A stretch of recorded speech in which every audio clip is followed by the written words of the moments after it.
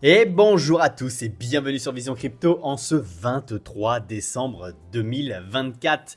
Et donc on a une map qui est relativement mitigée. On va aller voir rapidement ce qui s'est passé. Vous allez voir qu'on valide plutôt pour le moment les scénarios que j'ai un petit peu indiqués dans les quotidiennes précédentes. Et vous allez voir, ça va être une quotidienne relativement rapide. Pourquoi? Parce qu'il se passe rien, il se passe rien parce qu'on est flat, parce que les institutionnels ne sont plus là, parce que les traders sont la tête dans les fêtes et donc ne tradent plus. Et on va voir que le volume d'ailleurs a extrêmement chuté. Regardez, un BTC à 44 milliards de volume et un Ethereum à 29 milliards de volume. Donc c'est extrêmement faible. Je vous rappelle qu'on a été sur BTC par exemple, on a été touché des 180 milliards. Donc ça n'a strictement rien à voir. Le volume est vraiment minime et c'est totalement normal pour cette fin d'année. Maintenant, on aura vraiment un gros redépart en début d'année, mais pour le moment, on va avoir probablement cette fin d'année qui va être relativement calme et en phase de stagnation. Donc, on va aller voir notre ami BTC tout de suite pour voir ce qu'il nous a fait et on voit qu'il nous a fait un petit peu ce que j'avais dit ici. Regardez. Donc, je vous avais dit qu'on allait pouvoir retitiller les 94 000 qui sont une zone qui sont extrêmement importante à tenir. Pourquoi? Parce que ici, si on break ce plus bas et qu'on clôture en dessous, ça veut dire qu'on aura probablement une continuation baissière. Donc c'est un niveau à tenir. On a break ici, mais on est remonté extrêmement rapidement. Là, on voit qu'on est passé en dessous également, mais on est remonté extrêmement rapidement. Et donc, à voir maintenant si on va faire un W, c'est-à-dire que je vous avais dessiné ici qu'on pouvait faire un W. Là, on est en train de le faire. Maintenant, est-ce qu'on va le finaliser ou pas? Eh bien, on va voir. Hein. Donc là, on est en train de former le W. Et donc, si jamais on fait un joli W et qu'on break à la fois cette neckline ici et qu'on repasse dans le grand canal que j'avais dessiné ici, ben, ça sera probablement pour aller chercher un nouveau sommet et donc faire un nouvel ATH. Mais on peut aussi faire ce scénario là, vous voyez celui que j'avais fait ici, où on fait un plus haut, plus bas que le précédent et donc dans ce cas là ça sera probablement pour une continuation baissière. Donc bon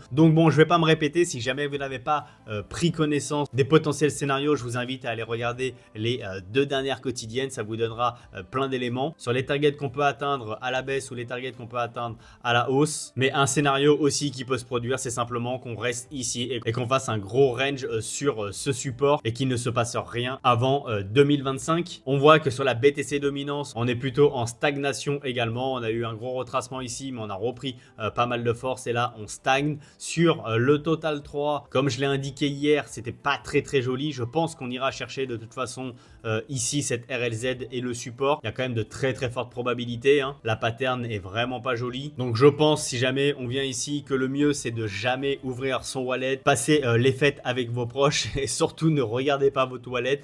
Regardez ça en début d'année quand on repartira. Mais pour le moment, si on vient ici, je pense qu'on prendra extrêmement cher sur les altcoins. Donc si on va voir un petit peu les données, donc on va voir l'order flow, toujours pareil, il n'y a rien qui change. Hein. Il n'y a pas plus d'ordres qui s'ouvrent. On voit ici, on est extrêmement flat hein, justement. Donc là, c'est l'open interest, donc les ordres qui s'ouvrent. On ne sait pas si c'est des ordres à la hausse ou à la baisse, mais en tout cas c'est des ordres qui s'ouvrent et on voit qu'on est super bas. Ça veut dire que là vraiment il n'y a pas de trader, il n'y a personne qui ouvre des ordres, donc le marché est très plat et c'est ce qu'on voit justement. Donc au niveau des spreads et des funding rates, on est toujours aussi bas, on est vraiment dans la neutralité et en négatif sur les spreads. Au niveau des liquidations, eh bien, on voit également qu'on est relativement faible, on est bien redescendu, même si les longues se sont fait quand même un petit peu avoir hein, de 100 millions de plus que les shorts, mais on est relativement faible. La heatmap, toujours pareil, il n'y a rien qui bouge, on est dans la neutralité. Et par contre, là, c'est quand même important parce que sur les liquidations, on voit qu'on a créé quand même énormément de liquidations au nord. Donc, c'est quand même plutôt une bonne chose. Alors là, je suis en une semaine, même si je fais un mois, et je sais qu'il y a de la liquidité au sud. Hein, regardez, il y a énormément de liquidité au sud à venir chercher également.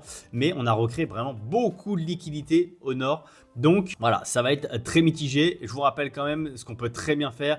On peut faire un pump and dump ou un dump and pump. Hein, on peut aller dans les deux sens. Mais on pourrait très bien, par exemple, aller chercher ici de la liquidité avant d'aller chercher toute la liquidité au sud. Et on reprendrait un petit peu ce schéma-là que j'ai fait. Donc on pourrait très bien soit faire le rebond là où on est, hein, sur les 94 500, repartir très fortement, donc aller chercher toutes les liquidités, faire quand même un plus haut, plus bas que le précédent et après ensuite aller chercher toutes les liquidités au sud Et donc voilà, avant de repartir en début d'année prochaine en ayant cherché toutes les liquidités au sud. Surtout que si jamais on va chercher toutes les liquidités au sud, après on va recréer énormément de liquidités tout au nord, donc on aura potentiellement la puissance pour après repartir au nord chercher toutes ces liquidités. Voilà, c'est un scénario, mais voilà, donc il y a beaucoup de liquidités au nord, donc on pourrait très bien aller les chercher. Regardez, jusqu'aux 105 000 par exemple. Ici on viendrait chercher toutes les liquidités, on laisserait les liquidités ici et ensuite on irait chercher toutes les liquidités en bas. Enfin voilà, c'est un scénario comme un autre. Là c'est extrêmement mitigé. On peut d'abord aller chercher les liquidités du bas ou d'abord aller chercher les liquidités du haut. Le seul truc que je vous conseille pour cette fin d'année, c'est de ne rien faire, de vraiment profiter de votre famille et de ne pas trop se préoccuper des crypto-monnaies, de votre wallet ou des trades. On verra ça maintenant en début d'année. Allez, au niveau des nouvelles, vous allez voir que les nouvelles sont quand même très bonnes et moi je pense que justement elles sont tellement bonnes que 2025 va être incroyable. C'est pour ça que je n'ouvre même plus mon wallet parce que maintenant je vois la vision 2025 et vous le savez, notamment février, mars, avril, mai, où je pense qu'on aura des phases véritablement exponentielles et c'est là où enfin on aura droit à une bonne dose de bonheur. Et donc regardez d'ailleurs les nouvelles comme elles sont bonnes. Donc Donald Trump a confirmé que Bohain ou Bohaines, je ne sais pas comment ça se prononce, au poste de directeur exécutif de son Crypto Council, donc pour promouvoir l'innovation et le développement des actifs numériques. Donc ça c'est extrêmement positif parce que ça montre que Donald Trump tient un peu ses promesses et qu'il va faire le nécessaire quand même au niveau des actifs numériques, donc au niveau des crypto-monnaies pour avancer sur le sujet. Ensuite, regardez, Donald Trump nomme Stefan Miran pour diriger son conseil économique. Stefan Miran est pro-Bitcoin, donc encore une très bonne nouvelle. De toute façon, il nomme que des personnes qui sont pro-Bitcoin et favorables pour l'écosystème. Donc voilà, je pense qu'une fois qu'il y aura l'investiture de Donald Trump, tout peut exploser sur les crypto-monnaies. Et donc voilà, j'ai cette conviction. On va suivre ça sur cette chaîne. Hein. Je vous rappelle, il y a des quotidiennes.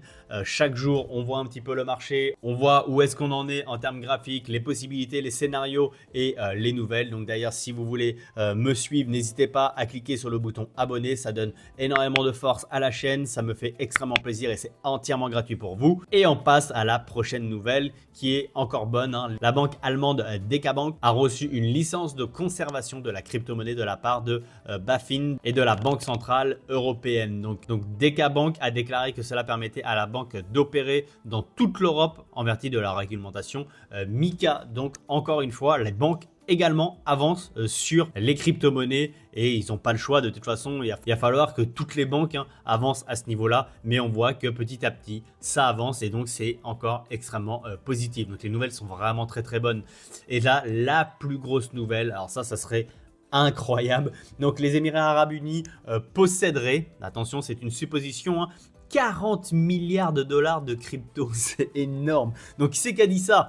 C'est CZ, donc l'ancien CEO de Binance, a partagé l'information à ses millions de followers sur X. Regardez, il est ici. Donc apparemment, donc les Émirats posséderaient 40 milliards. Ça serait même pas étonnant, ça serait même pas étonnant du tout parce que eux, ils sont pleinement crypto-friendly. Donc, pourquoi pas. Franchement, si cette nouvelle se confirme, eh ben, ça sera très bullish parce que, comme il est indiqué ici, serait un énorme signe pour tous les autres pays du monde. Et oui, il faut savoir que les Émirats aujourd'hui sont quand même extrêmement regardés. Alors oui, les États-Unis numéro 1, mais les Émirats aussi. Donc voilà, c'est la nouvelle, je trouve, la plus bullish. Donc, il faut avoir confiance en 2025. Si jamais vous avez votre wallet qui saigne et qui est en négatif, eh bien, juste ne l'ouvrez plus.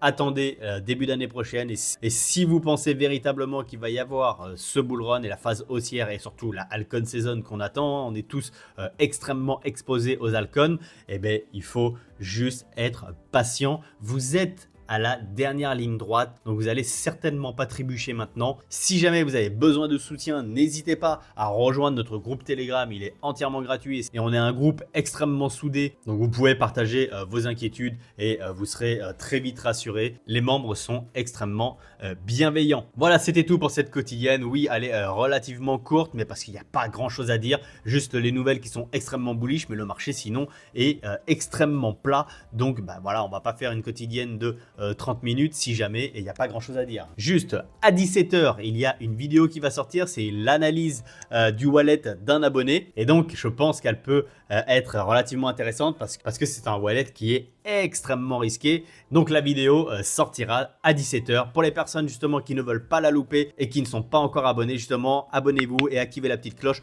pour ne louper aucune des futures vidéos. Je vous souhaite une excellente journée, profitez de votre famille et je vous dis à 17h dans la vidéo de l'analyse du wallet d'un abonné et surtout, restez curieux. Ciao!